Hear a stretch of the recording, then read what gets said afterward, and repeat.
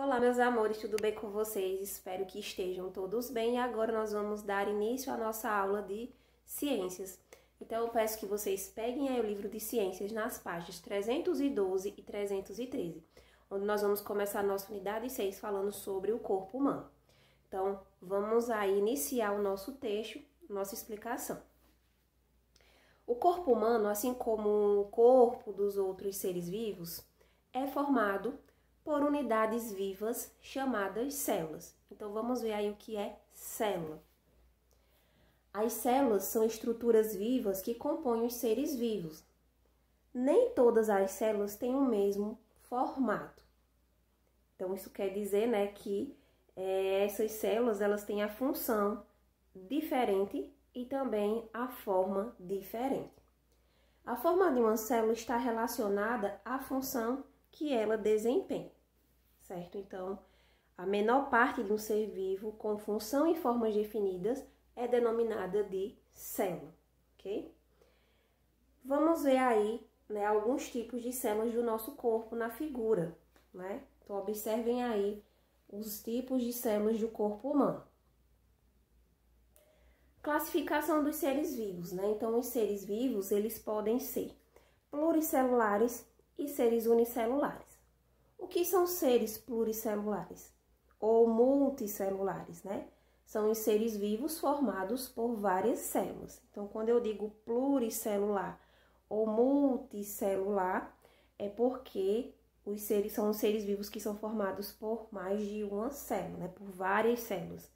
Já os seres unicelulares são aqueles seres vivos formados por uma única célula. Então, unicelular já está dizendo uma única célula. Multicelular ou pluricelular, várias células. Então, minha gente, o nosso corpo, né, o corpo humano, há trilhões de células variadas de tipos e tamanhos diferentes. Então, nós somos seres pluricelulares ou multicelulares, né, porque nós somos formados por vários tipos de células. Em sua maioria, as células são tão pequenas que só podem ser vistas através do microscópio, né? São seres muito pequenos que só são vistos através do microscópio. Para que não morram, as células, né, as nossas células, precisam receber nutrientes e gás oxigênio constantemente. E isso acontece na alimentação. Por isso que nós precisamos nos alimentar, né? E também nós respiramos. Então, esse processo ajuda para a célula receber esses nutrientes e o gás oxigênio. Por isso, nos alimentamos e também respiramos. Vejam aí, né, no livro de vocês tem um esquema como o nosso corpo é formado de células. E eu vou botar aí na imagem também para vocês. Então, olha só, as células, né, tem vários tipos. Depois eu vou mostrar os dois tipos de células que são encontrados, né, na célula animal e na célula vegetal. Então, essa é uma célula animal, né? Então, olha só. As células do corpo juntas formam os tecidos. Então, cada tecido, né? Então, um conjunto de tecidos formam um órgão. E um conjunto de órgãos, por sua vez, compõe diversos sistemas, que nós vamos estudar lá na frente. E esses sistemas, né, juntos, formam um organismo completo. Então, a célula, tecido, órgão, sistema e o nosso organismo completo, né? Como aí o corpo humano é formado. Então, aí no livro de vocês, abaixo, né, tem umas perguntas que é para vocês responderem oralmente. Só que eu quero que vocês façam essas perguntinhas aí no caderno de ciências e respondam no caderno, ok? Vamos passar para a página 313. Página 313, nós vamos falar da célula, né? Que é a menor unidade, né? Que é formada o ser vivo.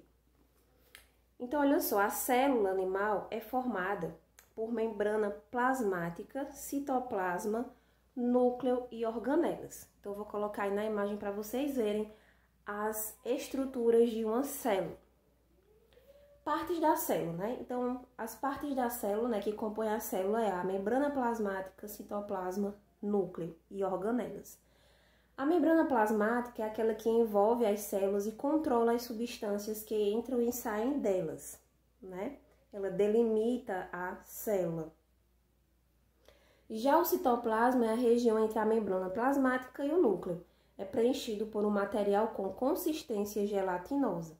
Possui estruturas chamadas de organelas citoplasmáticas, né? As organelas, elas realizam as funções necessárias para a sobrevivência da célula. E por fim, o núcleo, que localiza-se no interior da célula, abriga o material genético, né? Então, o núcleo ele é responsável por coordenar o funcionamento da célula e pela reprodução celular. É no núcleo que se encontra o DNA, que é o DNA. É o material genético que contém as instruções que coordenam a formação de novas células, iguais às que lhe deram origem, ou seja, transmitem essas características para os descendentes. Então, é o DNA que vai transmitir essa característica, as nossas características, né? Por exemplo, para o filho. Então, um casal tem um filho, então o DNA é que vai fazer, que vai dar essas características, né, para os nossos descendentes, no processo de renovação celular constante. Então, é o DNA que permite as características dessas células, né, novamente, constantemente, ok? Aí tem a constituição da célula, né, que eu falei que é composta por membrana, núcleo e citoplasma. Aqui é a célula animal, né, a célula do corpo humano, ela é dessa forma. E a célula vegetal, ela é diferente da célula animal, né? Vejam que elas são totalmente diferentes, mas também são compostos das mesmas partes, das mesmas estruturas, membrana, citoplasma e núcleo. Então, minha gente, essa foi uma introdução sobre a composição do corpo humano. Nas próximas aulas nós vamos começar a estudar os sistemas do nosso corpo, certo? Então, o exercício vai ficar só essas questões para vocês fazerem aí no caderno e também responder. E como um material de apoio, vai um vídeo, né? Também aí vou colocar um vídeo, né, falando sobre o corpo humano, para que vocês possam assistir esse vídeo, quem está em casa, certo? Quem está no remoto vai assistir esse vídeo para saber mais, se aprofundar mais como funciona o nosso corpo, né? A incrível máquina humana. Então, vejam aí também esse vídeo que eu coloquei na plataforma para que vocês possam saber mais informações sobre essa incrível máquina que é o nosso corpo. Então, beijos, até a nossa próxima aula.